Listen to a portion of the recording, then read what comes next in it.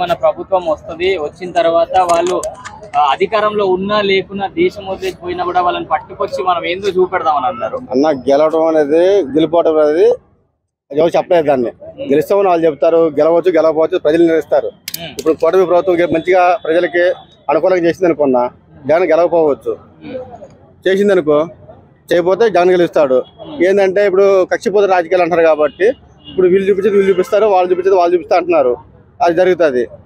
అట్లా గెలిచిన తర్వాత అధికారం వరకు ఉంటే అధికారులు కూడా వాళ్ళ మాట వింటారు కదా. సో మరి అధికారంలో లేనప్పుడే ఇలా బెదిరిస్తున్నారు, ఒక అధికారం వస్తే ఎలా ఉంటుంది?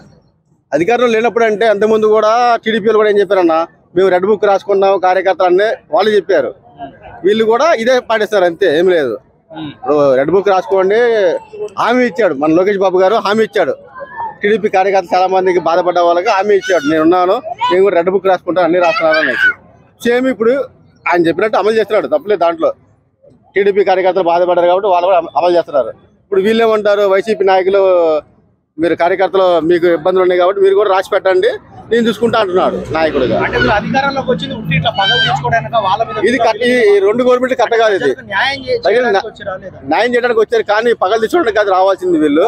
సేమ్ ఇది ఎట్లా అవుతుందంటే ఇంతకుముందు తమిళనాడులో రాజకీయాల టైప్ లో ఉందన్నమాట.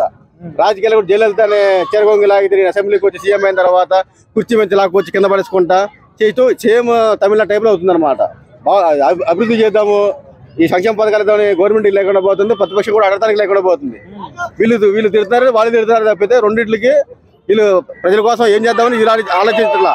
వాళ్ళు మీరేం చేయడం గవర్నమెంట్ ని నిలయట్లా, ఇదే తప్పితే వేరే రేవు వీళ్ళకి. ఇవాళ రెడ్ బుక్ అంటారు, వీళ్ళు వేరే బుక్ అంటారు, ఏదో చెప్తారు అంతే.